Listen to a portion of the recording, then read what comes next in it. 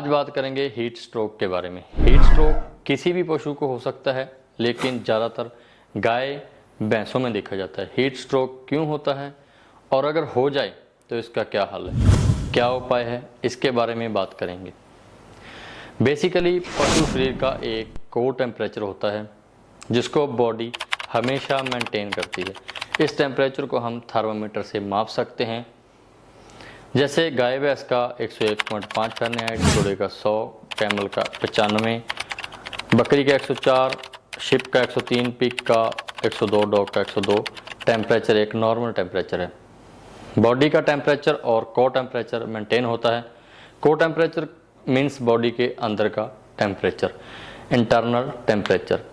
Internal temperature body हमेशा maintain करता है क्योंकि ये टेम्परेचर बहुत इंपॉर्टेंट होता है बॉडी के सारे जो प्रोसेस हैं उसको चलाने में। ये टेम्परेचर 1 से 2 डिग्री बढ़ जाए तो बुखार हो सकता है, 1 से 2 डिग्री कम हो जाए तो भी प्रॉब्लम पैदा होती है।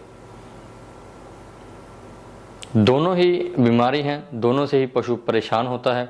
लेकिन हीट स्ट्रोक में यहाँ पर क्या होता है, जब बहुत देर बहुत टाइम के लिए पशु बहुत ही हीटेड एनवायरनमेंट में रहते हैं।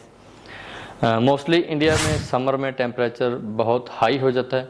इस टाइम पे जब टेम्परेचर ज़्यादा हो और पशु बाहर खड़े हों, लू आ रही हो, पशु पानी ठीक से नहीं पी रहे हैं, बॉडी में पानी कम हो जाता है, इलेक्ट्रोलाइट्स कम हो रहे हैं और स्वेटिंग की वजह से वो बाहर चला जा रहा है और बाहर ड्राई इन्वायरमेंट होता है। ज़्यादातर पशु शरीर का internal temperature, core temperature 1-2 degree बढ़ जाता है। लेकिन जैसे ही बॉडी का टेम्परेचर बढ़ता है तो बॉडी उसको कूल डाउन करने की कोशिश करती है, ठंड करने की कोशिश करती है। ठंड करने के लिए बॉडी 2 तरीके से काम करती है। एक तो स्वेटिंग करना यानी पसीना आना।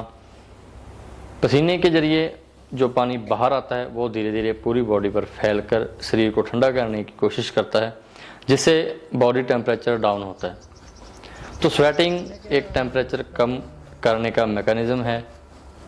दूसरा कंपी होना, शरीर में कंपन होना भी टेम्परेचर को मेंटेन करने का एक मैकेनिज़्म है, क्योंकि कंपी होने से मसल्स में हीट जनरेट होती है, जिससे अगर बॉडी का टेम्परेचर कम है तो उसको बढ़ाया जा सकता है। लेकिन हीट स्ट्रोक में क्या होता है कि जो स्वेटिंग मैकेनिज़्म है वो बंद हो जाता है, यानी पसीना आना बंद, शरीर में पानी की कमी होने लगती है। अगर पसीना आएगा तो बॉडी का टेम्परेचर कम होगा, जिससे एज ए रिज़ल्ट क्या होगा, बॉडी का इनर टेम्परेचर यानी कोर टेम्परेचर बढ़ने लगेगा, जिसकी वजह से ब्रेन ठीक से काम नहीं कर पाएगा। बॉडी के अंदर जो प्रोटीन्स हैं वो डिस्ट्रॉय होने लगेंगे, जिसकी वजह से पशु शरीर में कॉम्प्लिकेशंस आना शुरू हो जाएंगे, जिसमें से एक कॉम्प्लिकेशन को हम स्ट्रोक के नाम से जानते हैं। पशुओं में हीट स्ट्रोक के क्या लक्षण हैं? उच्च शारीरिक तापमान, बेचैनी या उत्तेजना, अत्यधिक हाँफना, सांस लेने में कठिनाई, लार टपकना, अक्सर बहुत गाढ़ा लार, मसूड़ों के रंग में परिवर्तन जैसे लाल, पीला, बैंगनी या नीला। जैसे जैसे स्थिति बिगड़ती है संकेत और लक्षण बढ़ने लगते हैं, जैसे दस्त जो कि खून के साथ हो सकते हैं, बढ़ी हुई हृदय की दर, सुस्ती, चक्कर आना, पशु को सीधी रेखा में चलने में कठिनाई होना, मांसपेशियों में कंपन, बेहोशी की हालात। पशुओं में हीट स्ट्रोक के बाद उनका उपचार कैसे करें? सबसे पहले जहां पर पशु को बांधते हैं उस जगह का एनवायरनमेंट, वहां का तापमान ठीक करने की कोशिश करें। उस जगह पर पंखा, कूलर या किसी भी तरह से हवा का बेहतर आवागमन हो, इसे सुनिश्चित करें। पशु को बार बार ठंडा पानी पिलाएं। पशु को पोल से लेकर टेल तक बर्फ़ का सेक करें, यानी पशु के सिर से लेकर पूरी रीढ़ की हड्डी पर बर्फ़ का सेक कर सकते हैं। इस सेक को दिन में 2 बार तथा लगातार 8 से 10 दिन तक करें। अगर बात करें मेडिसिन की, पशु को आप कौन कौन सी दवा हीट स्ट्रोक के दौरान दे सकते हैं, तो सबसे पहले नाम आता है बेटालजिन 30 ml इंजेक्शन।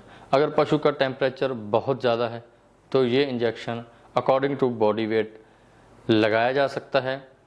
इसके अलावा दूसरा इंजेक्शन ऑक्सी टेट्रासाइक्लिन यूज़ किया जाता है, लेकिन ध्यान रहे ऑक्सी टेट्रासाइक्लिन इंजेक्शन गाभिन पशुओं में नहीं लगता है। प्रेग्नेंट पशु को यह इंजेक्शन नहीं लगाया जा सकता। डोज पशु की कंडीशन को देखकर 20 से 30 ml तक लगाई जा सकती है। इसके अलावा हीट स्ट्रोक में एक मल्टीविटामिन इंजेक्शन ट्राइबीवेट का भी यूज़ किया जाता है। बड़े पशु की डोज 10 से लेकर 20 ml तक IM और IV दोनों रूट से दिया जा सकता है। पशु का टेम्परेचर थोड़ा नॉर्मल करके उसको फ्लूइड थेरेपी भी दी जा सकती है, जिसमें DNS और डेक्सट्रोज का यूज़ किया जाता है। इसी ड्रिप में विटालजिन, ट्राइबीवेट, ऑक्सीटेट्रासाइक्लिन डालकर पशु को इंजेक्शन लगा सकते हैं। इसके अलावा स्पोर्ट थेरेपी में रेस्टोबल 500 ml 50-50 ml सुबह शाम दिलवा सकते हैं, या कोई बड़ा पशु है तो उसमें 100 ml सुबह शाम दिलवा सकते हैं। रेस्टोबल लगातार 15 से 20 दिन देते रहें, बहुत अच्छा रिजल्ट मिलता है। हमारे द्वारा दी गई जानकारी आपको कैसी लगी कमेंट बॉक्स में ज़रूर बताएं। मिलते हैं अगली वीडियो के साथ। नमस्कार।